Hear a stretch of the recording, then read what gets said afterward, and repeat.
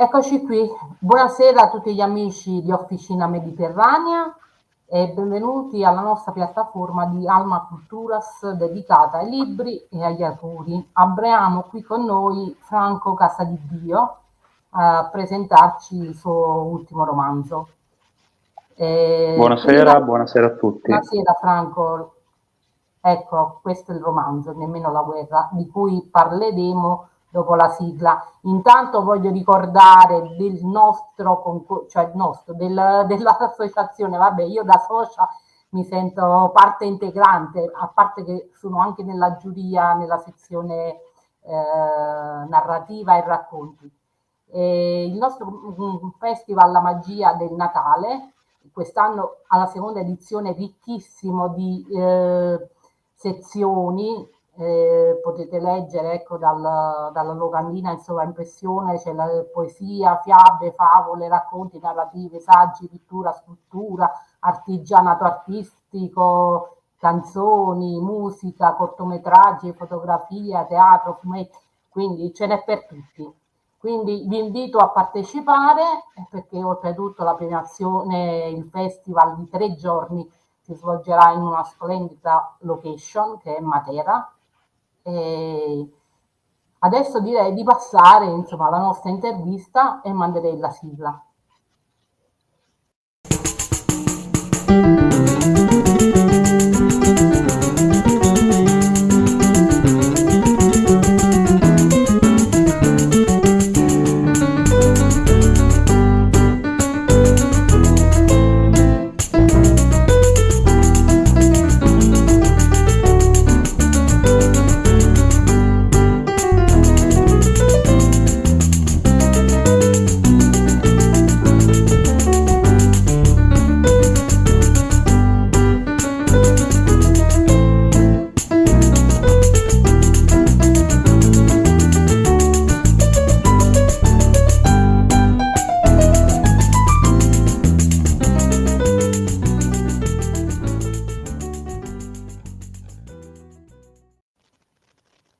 Allora Franco, buonasera di nuovo, ben trovato. Buonasera di nuovo a tutti, grazie, è sempre un piacere. Anche per noi, anche perché tu sei ormai un abitué, no, di Alma Culturas.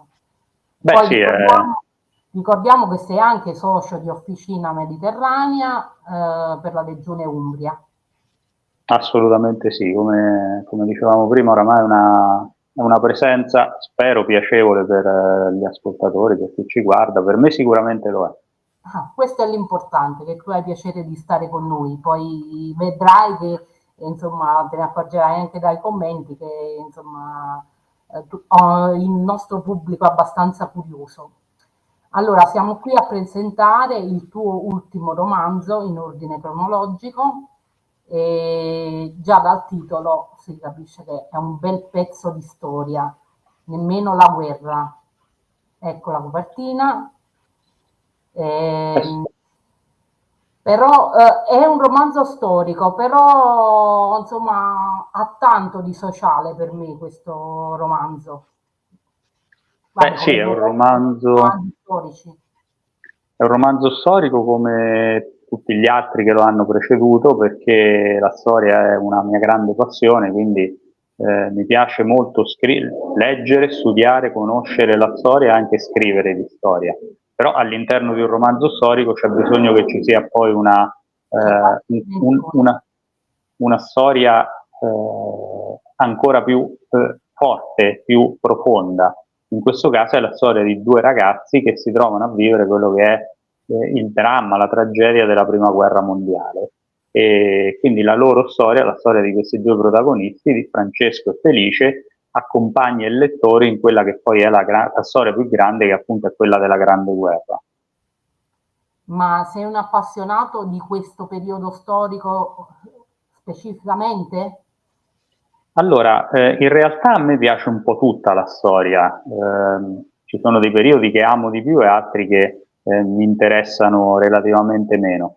Devo dire, la prima guerra mondiale è uno di quei periodi che mi ha sempre incuriosito, ma che non avevo mai avuto modo di approfondire più di tanto. Poi quando ho deciso di dedicare un libro alla prima guerra mondiale, quindi ho cominciato a studiare, perché poi dietro al romanzo storico c'è una grande, c'è un grande lavoro di approfondimento. Mi sono appassionato in maniera particolare e, se ti dovessi dire, adesso il periodo storico legato alla Prima Guerra Mondiale è uno di quelli dei miei preferiti, proprio perché è un periodo molto particolare, forse poco conosciuto rispetto ad altri periodi, rispetto per esempio alla Seconda Guerra Mondiale, ma è un periodo che ha segnato in maniera profonda la storia dell'Europa sicuramente, ma anche del nostro paese in particolare. Ma io penso dalla seconda guerra mondiale solo per motivi cronologici, perché c'è più vicina, Sì. però la grande guerra comunque sì, è un periodo molto studiato, molto attuale anche. Beh, sai, la seconda guerra mondiale, oltre che cronologicamente più vicina a noi, diciamo che è stata anche forse la prima guerra, tra virgolette, mediatica, no? Perché c'erano le radio, c'erano i giornali, i cinegiornali, e poi la seconda guerra mondiale ha interessato tutta la popolazione, perché se pensiamo solamente al nostro paese, non c'è una località, una città che non abbia vissuto direttamente la seconda guerra mondiale. Io provengo da una città, Terni, che l'ha vissuta in maniera pesante. La mia città è stata bombardata per oltre 100 volte durante la seconda guerra mondiale, perché era un nodo strategico, perché c'era una fabbrica d'armi, un'acciaieria, quindi era un punto altamente strategico. La prima guerra mondiale ha interessato direttamente solamente quelle popolazioni che vivevano vicino al fronte di guerra. Tutto il resto del nostro paese, ad esempio, non è stato interessato, no? Chi viveva in Sì. Umbria piuttosto che nel Lazio, eccetera, al di là di avere parenti, amici, conoscenti che andavano in guerra, ma sulla propria pelle chi restava a casa non ha vissuto quella tragedia. Quindi Però purtroppo ha affacciato una generazione intera di giovani anche del sud.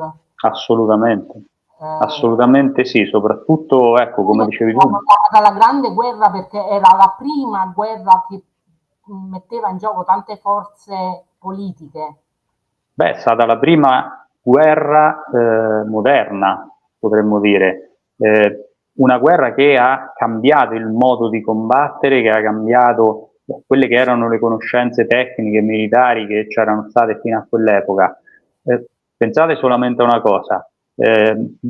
una cosa che sembra banale, no? All'interno di una tragedia come una guerra. Gli eserciti hanno dovuto cambiare con la Grande Guerra non solo il loro modo di combattere, ma addirittura le loro uniformi. I francesi entrano in guerra, ad esempio, nella Prima Guerra Mondiale con uniformi sgargianti, che erano quelle che si utilizzavano nelle guerre precedenti. Entrano in guerra con pantaloni e giacche rosse o blu, che erano quelle usate appunto fino ai conflitti di quell'epoca. Poi ci si rende conto che quella guerra è totalmente diversa.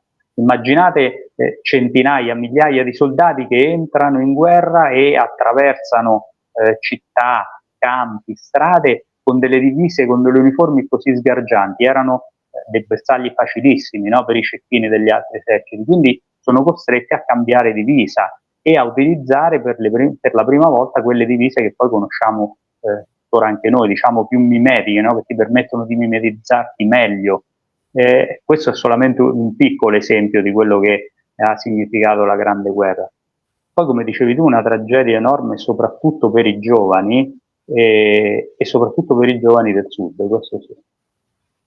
Sì, ne abbiamo avuto modo anche di parlarne con Enrico Fagnano di questa cosa storica che il Sud è stato molto arruolato, i giovani del Sud nella Grande Guerra, mentre i giovani del Nord si tendeva a tenerli più nelle fabbriche. Vabbè, questo è un altro discorso, chiudiamo la parentesi. Sì. Io però ho detto che è molto sociale perché comunque, anche se tu approfondisci un periodo storico importante, che va studiato, ripetiamo sempre, la storia va studiata anche per capire il presente, è molto attuale perché, ecco appunto, perché fa capire l'inutilità della guerra, che la guerra la combatte chi non la vuole alla fine.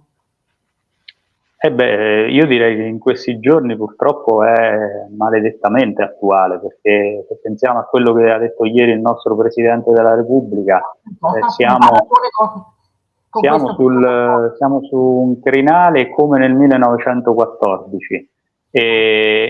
ed è vero, è drammaticamente vero, perché andando a rileggere, ad approfondire quello che è successo prima dello scoppio della Grande Guerra, ma anche quello che è successo prima dello scoppio della Seconda Guerra Mondiale, perché io dico che noi stiamo vivendo questo periodo che è un mix tra il primo il periodo che ha preceduto la Prima Guerra Mondiale e il periodo che ha preceduto la Seconda Guerra Mondiale, perché si stanno ripetendo, si sono ripetute delle situazioni che hanno interessato tutti e due i grandi conflitti.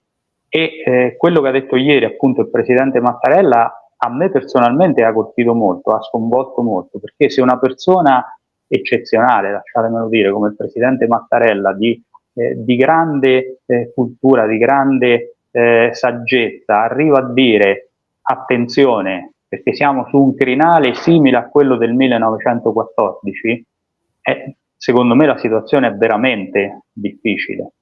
E il romanzo sì, fa capire quella che è poi l'inutilità della guerra, decisa da alcuni ma combattuta da altri, perché poi in guerra difficilmente, io sentivo tempo fa uno storico dire andate a cercare nei cimiteri di guerra, non troverete mai i figli dei grandi generali, degli uomini politici, no? Trovate sempre della povera gente, in questo caso nella prima guerra mondiale, come dicevamo, milioni di ragazzi che venivano dal sud, contadini, braccianti, operai. Questo è il dramma, l'ulteriore dramma della guerra, che chi la decide poi non la combatte mai, perché se la combattesse forse molte guerre non sarebbero scoppiate, se andassero in guerra coloro che decidono di farla la guerra. Sì. Io ricordo infatti una frase della trasposizione cinematografica Troy, non so se tu l'hai vista, che Achille dice ci fosse stata una guerra in cui hanno combattuto i re, a Menelao dice questa frase, Eh, è della pura sacrosanta verità, cioè che i capi di Stato non si sono mai sporcati le mani. c'è un fondo di verità, c'è un fondo di verità, ripeto, io tempo fa uno storico faceva proprio questa considerazione, andate nei cimiteri di guerra e non troverete quasi mai figli dei grandi generali, dei grandi uomini politici, dei grandi statisti, troverete invece milioni di persone semplici, di persone normali che non vorrebbero far altro che vivere una vita tranquilla e in pace. Quello che diceva ieri il presidente Mattarella è importante perché in effetti alla vigilia della prima guerra mondiale nessuno voleva la guerra, nessuno l'avrebbe voluta, eppure poi la guerra è scoppiata Certo, e non anche le l'avrebbe. posizioni ce n'erano due nette, no? Gli interventisti e gli irredentisti, insomma. Beh, diciamo che c'erano nel nostro paese soprattutto che non entra in guerra subito, perché quella che per noi è la guerra 15-18, per tutto il resto del mondo è la guerra 14-18. Noi entriamo in guerra un anno dopo, ci pensiamo un anno e poi decidiamo di entrare in guerra. In quell'anno Con chi entra, dalla parte di chi? Perché poi noi stavamo da quell'altra parte, come tu spieghi molto bene nel tuo libro. beh, quella è una di quelle cose che gli austriaci in quel momento non ci perdonano e forse, non dico adesso, non ce l'hanno perdonata perché i tempi sono cambiati, ma fino a qualche anno fa gli austriaci se lo ricordavano bene quello che era successo nella prima guerra mondiale. Noi iniziamo sempre con uno e finiamo sempre con l'altro, l'abbiamo sempre fatto. Diciamo che è Ripetuta. una caratteristica forse del nostro paese.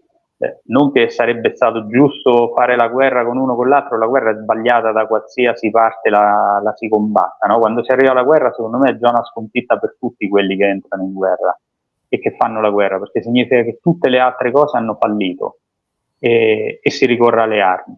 Senti, brevemente io direi di accennare un po' alla sottotrama, Cioè, cioè nel senso al racconto sullo sfondo della guerra e poi passiamo alle domande che ne stanno arrivando veramente tante. Cioè, allora, allora, cioè, c'è lo sfondo della prima guerra mondiale che tu descrivi molto bene con tutti gli episodi, diciamo, quelli più importanti, sì. da come è scoppiata, le varie mosse insomma strategiche. E poi c'è la storia di, come dicevi tu, di Francesco e Felice, che si trovano in due schieramenti diversi. Eh sì, si trovano in due schieramenti diversi perché Felice è un ragazzo italiano originario di un piccolo paesino delle Marche che si chiama Grottammare, e quindi quando entra in guerra nella primavera del 1915 viene arruolato nell'esercito italiano. L'altro protagonista, Francesco, invece è un ragazzo che oggi sarebbe italiano, che oggi è italiano perché è originario di Rovereto, ma in quel momento storico Rovereto fa parte dell'impero austro-ungarico, come tutto il Trentino Alto Adige. E quindi entra in guerra un anno prima di Felice, nel 1914. Nel tuo libro il fatto della differenza fra il Trentino e l'Alto Adige, cioè mi sono divertita a leggere quella parte in cui cioè, giudicavano quelli là del Trentino non attendibili rispetto a quelli dell'Alto Adige. Beh, perché in effetti noi siamo abituati a chiamarla come regione Trentino-Alto Adige, in realtà loro tengono molto alla differenza tra la provincia autonoma di Trento e la provincia autonoma di Bolzano, sono due cose ancora oggi diverse, e io lo approvo, nel senso che comunque sono due territori, due culture, due modi di vivere e di pensare che si differenziano l'uno dall'altro. In quel momento comunque tutto parte dell'impero austro-ungarico e il Sud Tirolo fa parte dell'impero austro-ungarico, quindi i due ragazzi entrano in guerra nei due schieramenti opposti. Però E poi per uno li fa incrociare.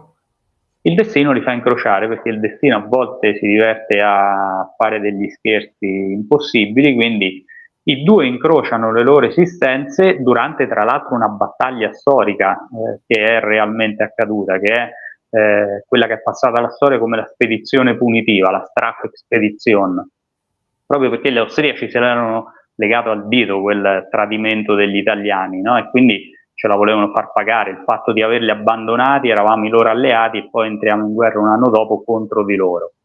Ce la vogliono far pagare, decidono di farcela pagare con quella che passa alla storia come la spedizione punitiva, e lo scontro avviene sull'altopiano di Asiago. E sull'altopiano di Asiago i destini di Francesco e Felice si incrociano per una serie di accadimenti, e da quel momento in poi la loro esistenza non sarà più un'esistenza slegata, ma sarà un'esistenza portata avanti insieme.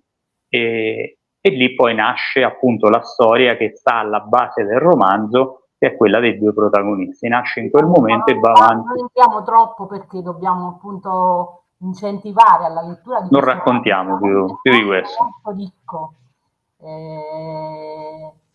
il cui titolo appunto è Nemmeno la guerra, perché appunto i sentimenti sono al di sopra della guerra.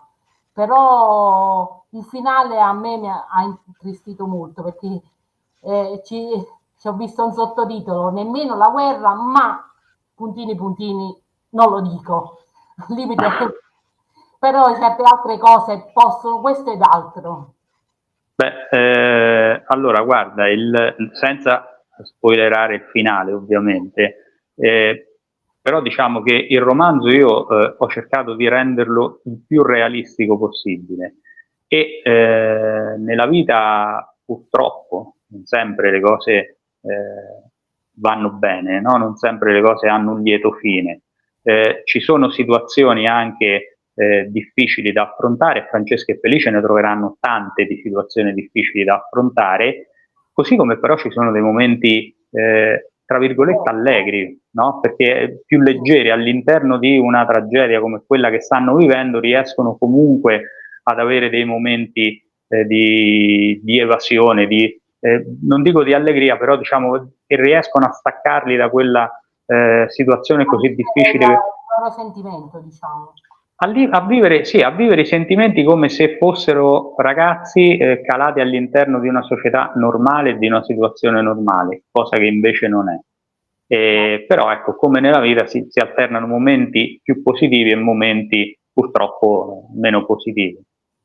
Franco, io darei spazio a qualche domanda che davvero ne sono Certo, arrivate tante. Ti va di rispondere a qualche nostro ascoltatore? assolutamente sì, certo. Allora, Donato, se me ne mandi in sovraimpressione qualcuna.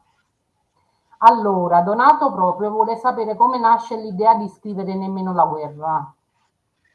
Beh, l'idea nasce dalla volontà di far conoscere appunto questo periodo storico. Il precedente romanzo, Il volo del canarino, raccontava la storia di due ragazzi nella Germania tra prima e seconda guerra mondiale, ma principalmente nella Germania del nazionalsocialismo e della Shoah.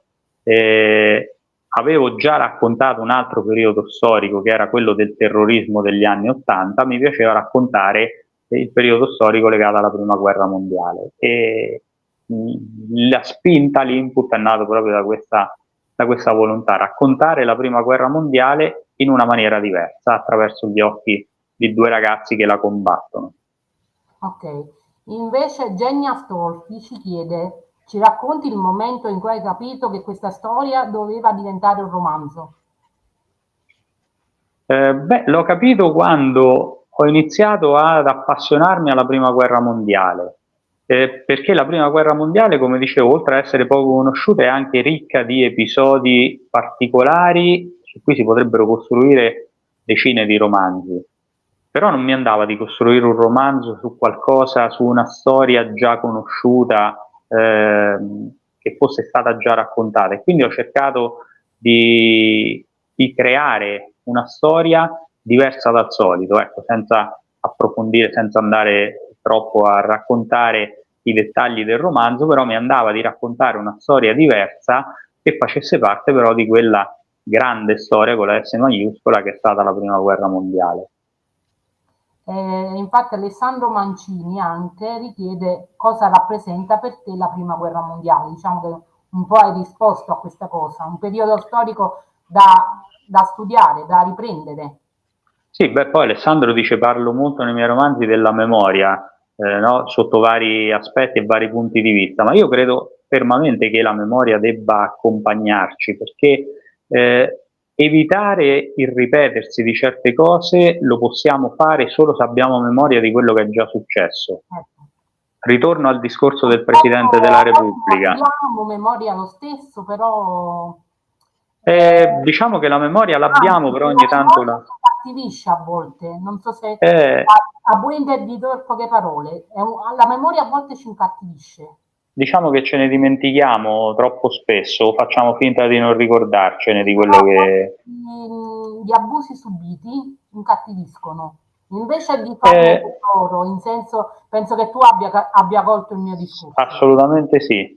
E poi dopo, allora diventa un discorso molto ampio, questo è molto complicato.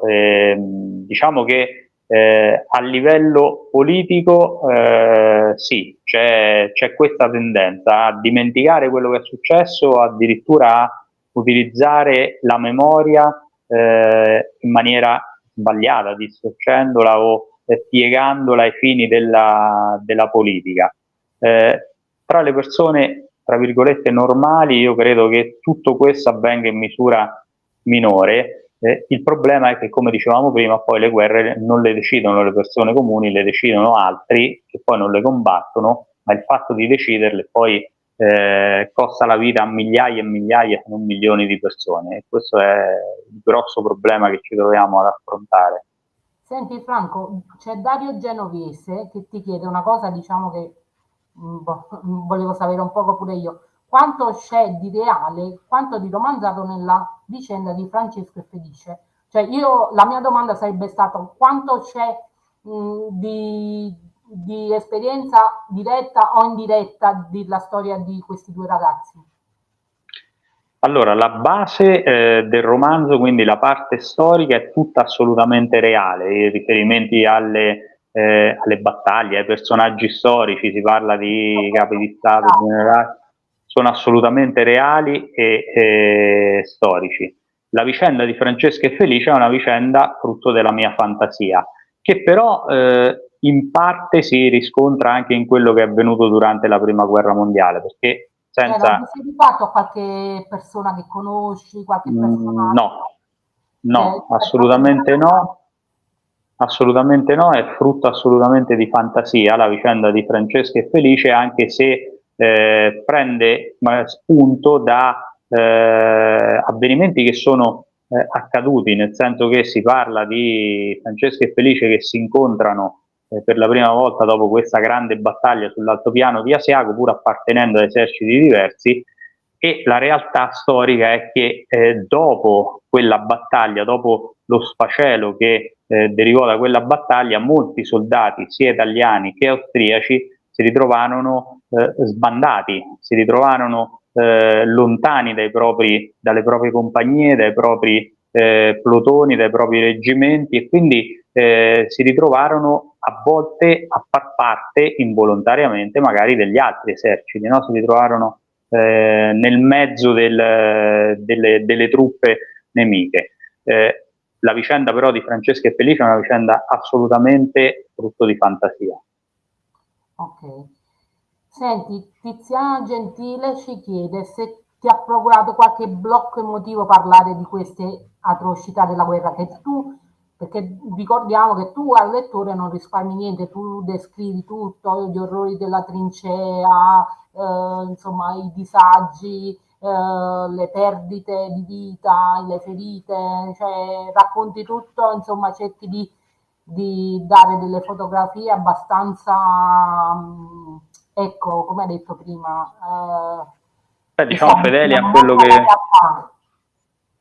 Beh, allora, raccontare una guerra, ma tutti, questo in generale in tutti i romanzi storici, bisogna essere fedeli a quello che è successo, che non significa provare piacere nel raccontare la morte di qualcuno. Hai avuto qualche blocco emotivo? O le atrocità. Allora, io durante la scrittura, no, pur di fronte alla scrittura di certe scene forti, non ho però mai avuto questo tipo di reazione. Sembrerà strano, ma l'ho avuta a posteriori, cioè io nel momento in cui vado a rileggere determinati passaggi del libro, ma potrei estendere la cosa a tutti gli altri libri che ho scritto, di fronte ad alcune scene diciamo che rimango un attimo bloccato, perché è inutile, raccontare la sofferenza delle persone comunque in qualche modo ti segna. A me segna andare a rileggere poi quello che ho scritto. Nel momento della scrittura, forse perché sono impegnato appunto in quel momento. Sì, in quel momento diciamo che colgo la gravità, però non mi crea un blocco, non mi crea problemi. Poi andarla a rileggere indubbiamente lascia delle emozioni molto forti. Ci sono dei passaggi anche in questo libro, c'è un passaggio particolare in cui si racconta la vita della trincea, quello che questi ragazzi, questi milioni di ragazzi vivevano in quelle trincee, e beh, insomma, ogni volta che lo rileggo lascia il segno, questo sicuramente sì. Dico una cosa che forse non c'entra. Quando ho iniziato a leggere il tuo libro, mi sono vista il film, mi è venuta la curiosità di vedere il film, anche perché la critica ne ha parlato molto bene. Non so se tu l'hai visto, ma penso forse sì, da appassionato quale sei. Niente di nuovo sul fronte occidentale. Sì, sì. Veramente ti lascia sconvolto quel film, guarda, un finale che non ti aspetti. Beh, poi allora le immagini hanno il vantaggio rispetto alla scrittura di rendere immediatamente il senso di quello che sta, no, che sta succedendo. Però se fatta bene ti fa immaginare, tu ti proietti un film. Quello è vero, quello è vero. Diciamo però che ecco, anche lì i libri secondo me hanno di più rispetto, mentre il telespettatore di un film fa tutto il film, là deve lavorare, insomma, il lettore deve lavorare. di fronte a un film sei un attore passivo, no? Nel senso subisci quello che il regista ha voluto dire, quello che ha voluto inquadrare, ha voluto mostrare. Leggendo da lettore ti puoi immaginare certe scene che magari sono diverse da quelle che si è immaginato lo scrittore. Io ho descritto una trincea immaginandomela in un modo, ma il lettore magari leggendo potrebbe immaginarsela in maniera diversa. E questo è il bello secondo me della lettura. Io ho sempre detto che il libro, quando io lo scrivo è uno, poi diventa 10, 100, 1000 libri, Certo. che diventa l'interpretazione che ogni lettore ne dà. Certo. Senti, abbiamo la domanda di Giacomo Tortorella, che forse ti ha seguito anche nelle precedenti presentazioni, interviste che hai fatto con noi, perché ricordiamo che tu hai presentato anche gli altri romanzi con noi. Sì. Dice, tra tutti i tuoi libri, quale pensi che ti abbia segnato di più come autore e come persona? Beh, diciamo che ognuno ha lasciato qualcosa, perché poi erano argomenti tutti molto particolari, tutti molto impegnativi dal punto di vista emotivo, quindi ognuno mi ha lasciato qualcosa. Questo sicuramente nemmeno la guerra, forse perché è l'ultimo in ordine di tempo, mi ha segnato particolarmente, ma perché si parlava di ragazzi, perché andando ad approfondire la parte storica, da padre di due ragazzi di 18 e 22 anni mi sono reso conto di come milioni di persone abbiano sofferto in quel momento. No? Per un genitore vedersi portare via i propri figli da casa e spesso, in moltissimi casi, non vederli neanche più tornare, non sapere neanche che fine hanno fatto, deve essere un'esperienza devastante. E quindi questo mi ha segnato. Secondo me lo possiamo considerare anche un romanzo di formazione. Sì, penso di sì, poi magari ecco, da autore sono una parte in causa troppo coinvolta per dare no, giudizi o valutazioni. Diciamo che secondo me è un romanzo, per me l'effetto che ha fatto su di me è stato di grande introspezione, cioè sono dovuto andare a cercare dentro di me dei sentimenti, delle reazioni che sinceramente fino a quel momento non pensavo di avere. Scusa, A Marco, me, voglio ringraziare Raffaele Tinto che mi dice bentornata. Sì, in effetti sono mancata un po' perché io ho avuto un po' di problemi di salute. Ce l'ho ancora, però li sto risolvendo. Quindi grazie Raffaele e ti fa anche i complimenti naturalmente. grazie. E dicevo che a me da genitore ha fatto molto effetto leggere storie di questi ragazzi che strappati dai banchi di scuola, dal liceo, buttati in prima linea e poi spariti così nel nulla, è stata una cosa molto, molto forte. Sì, c'è un punto nel punto dove parli dei nuovi arruolamenti, c'è questo fatto che parli di ufficiali proprio freschi, Bambini. sbarbati. Beh, Che, la famosa classe del 99 erano ragazzini che avevano 18 anni, 19 anni, strappati dai banchi del liceo e buttati in prima linea, tra l'altro con il grado di ufficiali o sottufficiali, perché avevano comunque magari un titolo di studio a fronte di milioni di persone che erano analfabete, e quindi questi ragazzini di 18 anni che si ritrovano in trincea a comandare con il grado di sottufficiale delle persone molto più anziane, molto più grandi di loro che potevano essere i loro genitori. Questa è una delle tante assurdità della guerra. Matteo Lombardi che ti chiede, ci sono stati lettori o incontri che ti hanno emozionato particolarmente dopo la pubblicazione? Perché noi ricordiamo, da scrittrice, lo dico anche io, che insomma la fase dopo il libro, l'incontro con i lettori, alle presentazioni e via dicendo, è la fase più bella perché tu Assolutamente sì. hai il riscontro, no? Anzi, infatti io questo dico, quando so di persone che hanno preso il mio libro non mi fanno sapere niente, cioè anche una critica di qualche cosa che non è piaciuta, perché fatevi sentire, è bello per noi Certo, autori, cioè è stimolante, ci gratifica concordo, molto. sono d'accordo. Beh, allora, tutte le presentazioni sono state emozionanti per un motivo, perché in tutte le presentazioni io ho sempre trovato almeno una persona che al termine mi ha detto, lo sai che mio nonno, il mio bisnonno, un mio zio ha fatto la prima guerra mondiale. Questo mi è successo in tutte le presentazioni che io finora ho fatto. E questo mi ha fatto capire quanto grande sia stata quella tragedia, perché se in ogni presentazione fatta, in qualsiasi città sono stato, ho trovato, ripeto, sempre almeno una persona che aveva un familiare coinvolto in quella guerra. E questo mi ha permesso appunto di capire che realmente è stata una tragedia immane, enorme. Considerate che solamente dopo Caporetto Caporetto ha causato, oltre a decine di migliaia di morti, 300.000 prigionieri in un paese che contava 30 milioni di abitanti. Significa che un italiano su 100, compresi i bambini, i vecchi, è stato fatto prigioniero a Caporetto. Un italiano su 100. Quando parliamo dei campi di lavoro, dei campi di concentramento, pensiamo solo a quelli della seconda guerra mondiale per gli ebrei. E invece, cioè, tu ne parli anche qui nel libro, anche nella prima guerra mondiale ci sono stati i campi di lavoro, i campi di concentramento dove mettevano i prigionieri di guerra. Beh, uno dei campi di lavoro, di prigionia più importanti in Austria fu Mauthausen, conosciuto nella seconda guerra mondiale come campo di concentramento, ma che già esisteva nel 1917 e dopo Caporetto, quando ci furono portati decine di migliaia di italiani. Mauthausen nasce come campo per prigionieri nella prima guerra mondiale e poi si trasforma nella seconda guerra mondiale in un lager dove vengono rinchiusi e sterminati gli ebrei.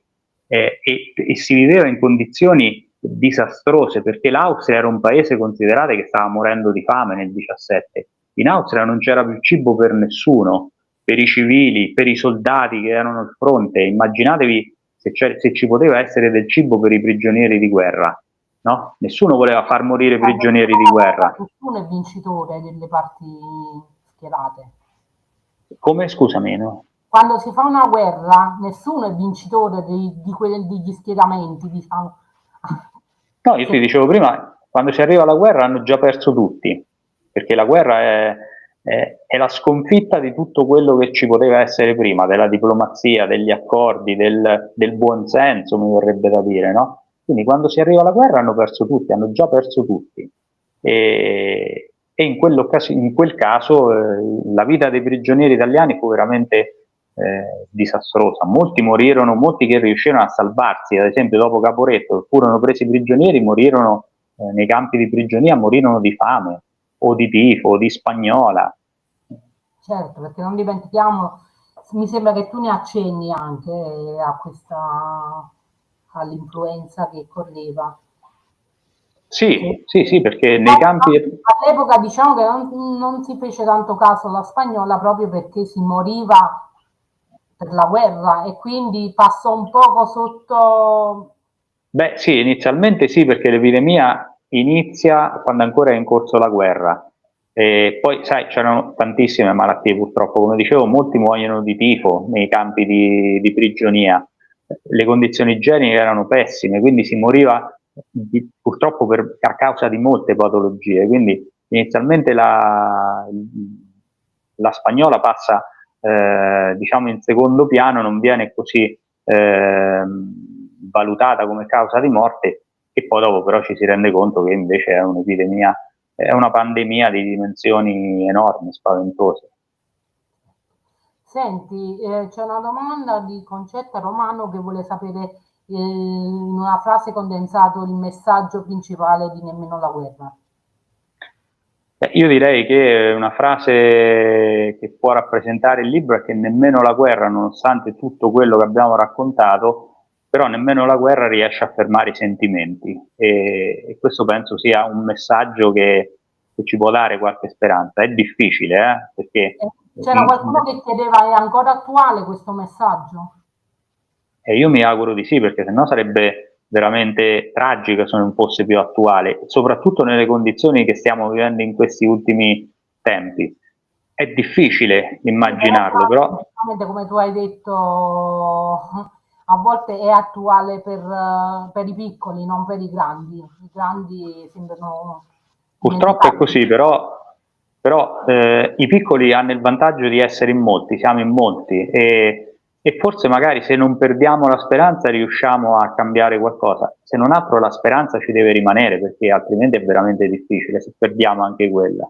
Quindi io direi nemmeno la guerra ci deve togliere la speranza che possa succedere qualcosa e possiamo fare qualcosa per fermare tutto quello che di brutto ogni guerra porta con sé. Senti, Saverio Donofrio vuole sapere se c'è stata qualche immagine che ti ha guidato nella stesura del romanzo o qualche suggestione Beh, particolare.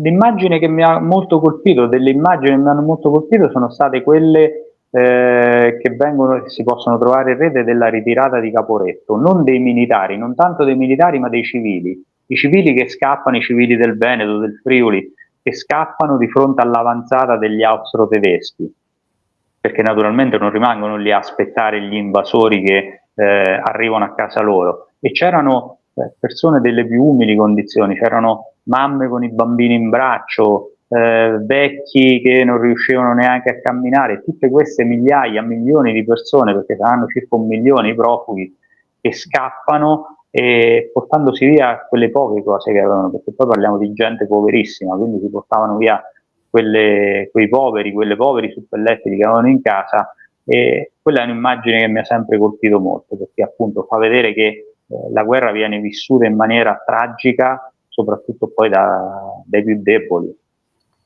Senti, io invece ti volevo chiedere personalmente la copertina. È stata Sì. una tua idea oppure è il frutto dell'editore, del grafico?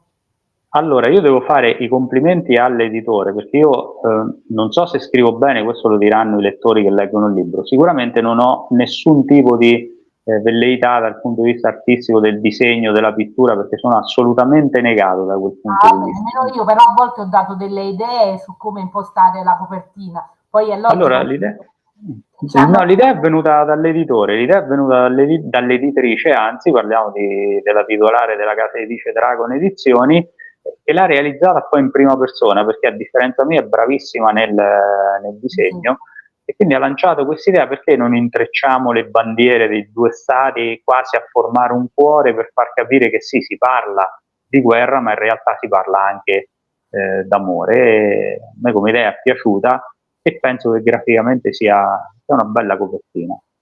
Sì, diciamo attira come intenzione. Può Certo, essendo che incuriosire. sono, sì, incuriosisce. Va bene, Franco, io si potrebbe parlare, abbiamo parlato più diciamo, dello sfondo storico, però lasciamo insomma la vicenda di Felice e Francesco di scoprirla ai lettori. La lasciamo scoprire ai lettori, certo. Insomma, è una bella storia, che ci sono parecchi plot twist, come direbbe mia figlia trentenne, cioè, ci sono degli stravolgimenti, specialmente nel finale, quindi diciamo che Vale la pena è un leggere libro e che ti tiene conoscere, molto sul filo. vale la Mm. pena conoscere la storia di E Francesco e poi sì, Felice. diciamo che per chi è a digiuno o completamente oppure parzialmente del periodo storico può essere questo libro, insomma, un ottimo, non è un saggio, è un romanzo, ricordiamo, però comunque tu hai fedelmente riprodotto tutti gli avvenimenti. Io dico sempre un modo diverso per conoscere la storia, no? Non attraverso i libri di storia, non attraverso i saggi. Io non sono uno storico, sono un appassionato di storia, quindi non potevo scrivere un saggio storico o una biografia di un grande personaggio storico, però magari attraverso la lettura di un romanzo, che può risultare più leggera, si può conoscere anche, approfondire meglio la conoscenza del periodo storico. E ricordiamo dove è reperibile il tuo libro a tutti i nostri ascoltatori. Allora, si può trovare in qualsiasi libreria e naturalmente sugli store online, senza fare pubblicità a nessuno, però si trova, ecco, in qualsiasi libreria e online tranquillamente. Le maggiori piattaforme. Sulle maggiori piattaforme, sì, Appunto, diciamo quella con la che non facciamo che non pubblicità, nominiamo. ci siamo capiti. Eh, io direi che vale la pena leggere questo libro per tutti i motivi che ho elencato, ecco, per approfondire la storia di quel periodo, che comunque studiando la storia si capiscono, come hai messo in evidenza anche tu, insomma, gli errori del passato, e si possono evitare tanti errori nel futuro. C'è una storia di questi due ragazzi, una bella storia di una relazione forte di amicizia, quindi è attuale perché comunque ecco, esprime l'inutilità della guerra e sul fatto che comunque ecco, E speriamo che, nessuno la vuole, alla fine ci troviamo in guerra ma nessuno l'ha voluta di quelli che la combattono. esatto, è proprio così. Va bene Franco, è stato un piacere e spero che insomma, ritornerai con una tua nuova opera oppure se hai qualcos'altro da presentare a noi che Sempre con molto piacere. salutiamo di nuovo tutti i i nostri ascoltatori, chi ci ha guardato in diretta oppure chi ci guarderà in differita. E mi dispiace se non ho potuto leggere tutte le domande che sono arrivate veramente numerose, perché l'argomento era molto interessante. E quindi ti pregherei, Franco, di andare sul post della diretta se vuoi rispondere, insomma, a qualcuno a cui Certo, abbiamo dato proverò a rispondere a tutti. Va bene, di nuovo un saluto a tutti e ci vediamo presto. Grazie e buonasera.